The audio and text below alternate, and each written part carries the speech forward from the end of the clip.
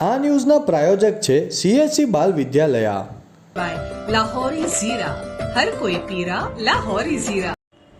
રાષ્ટ્રવાદી Congress party Gujarat પ્રદેશ દ્વારા વાપી ખાતે નવા જનસંપર્ક કાર્યાલયનું ઉદ્ઘાટન માનનીય ગુજરાત પ્રદેશ પ્રમુખ એનસીપી નિકુલસિંહ તોમરના હસ્તે કર્યા બાદ પ્રેસ કોન્ફરન્સ રાખવામાં આવી.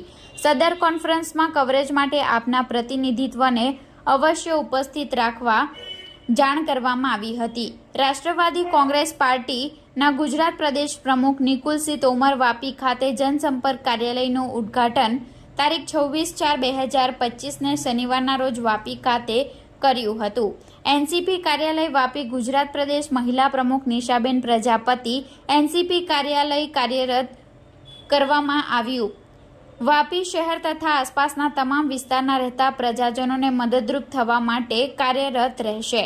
એનસીપી પાર્ટી ગુજરાત પ્રદેશનો વ્યાપ વધે અને વધુ મજબૂત બને તે માટે પ્રજાના હિતના કાર્ય માટે એનસીપીના વાપી શહેરના હોદ્દેદારો કાર્યરત રહેશે. એનસીપી કાર્યાલય ઉદ્ઘાટન બાદ પ્રેસ કોન્ફરન્સનું આયોજન કરવામાં આવ્યું હતું. આવનાર સમયમાં સ્થાનિક સ્વરાજ્યની અને નગરપાલિકાઓની ચૂંટણીઓમાં એનસીપી રાષ્ટ્રવાદી કોંગ્રેસ પાર્ટી ગુજરાત પ્રદેશ ભાગ લેશે અને પ્રજાના હિતમાં કાર્યો કરશે.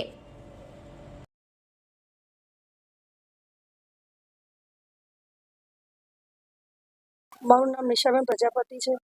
હું એનસીપી સાથે છેલ્લા 4-5 મહિનાથી જોડાયેલી છું અને હું એનસીપીમાં એક જ કહેવા માંગુ છું કે જે અમારું એનસીપી અહીંયા આગળ આવ્યું છે કાર્યાલય, તો હું મહિલાઓ માટે બને એટલા પ્રયત્ન કરીશ અને જે તકલીફો પડશે એ દૂર કરવાની કોશિશ કરીશ અને હું મારું સંગઠન છે એ મજબૂત કરવા માટે અત્યારે હું આગળ વધી રહી છું અને જે મને ઉપરથી આદેશ આવશે એ આદેશ મને મંજૂર છે. એ રણનીતિ તો સાહેબ અત્યારે અમે કંઈ નહીં કહી શકીએ. જે ઉપરથી અમારો આદેશ આવશે એ એ પ્રમાણે અમે આગળ ચાલીશ. અમને બીજેપીને અમે સપોર્ટ બી કરવા માટે તૈયાર છીએ અને અમે એના સપોર્ટમાં બી છીએ.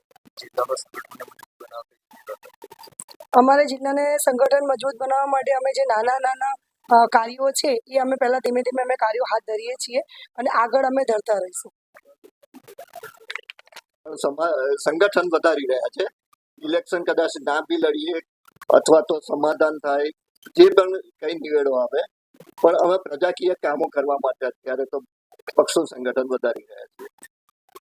અત્યારે જે બીજેપી જે છે ઇલેક્શનમાં એને સપોર્ટ કરશે ગઠબંધનમાં સાથી છે? બિલકુલ. અત્યારે શું સ્થિતિ છે આપણી જિલ્લામાં સંગઠનની? હવે નવેસરથી અહીંયા શરૂ કરી રહ્યા છે.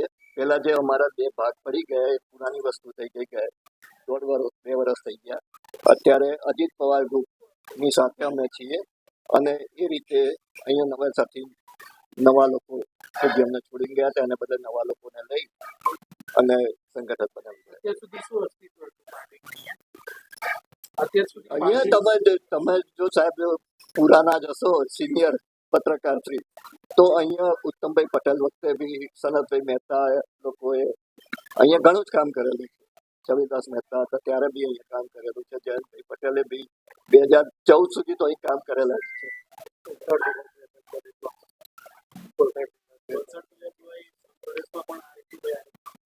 સંઘ પ્રદેશમાં એ બીજી યુનિયન ટેરેટરી થઈ જાય છે. અમે ગુજરાત રાજ્ય પૂરતું અત્યારે તો સંગઠન મજબૂત બનાવી એ જે સેન્ટ્રલ અત્યારે જે પૂર્વ જે આતંકવાદી થયો એના વિશે શું કહેવું છે? અહીંયા આપણે સૌથી પહેલા મૌન વ્રત ધારણ કરી બધાએ. એ રીતે દરેક જગ્યાએ જ્યાં જ્યાં અમારું સંગઠન છે ગુજરાતમાં, ઉત્તર ગુજરાતમાં, મધ્ય ગુજરાતમાં, ત્યાં દરેક જગ્યાએ એ કર્યા છે અને વખોડી કાઢ્યું છે. આની સામે કડક પગલાં મોદી સાહેબ લઈ રહ્યા છે. પાકિસ્તાનીઓને બહાર કાઢવાની વાત ચાલે છે. જે લોકો આપણા દેશના નાગરિક નથી એ લોકોને તો અહીં રહેવાનો કોઈ અધિકાર જ નથી. સિંધુ જે ટ્રીટી રદ કરી છે, 2 દેશ વચ્ચેનો પ્રશ્ન છે, બરાબર.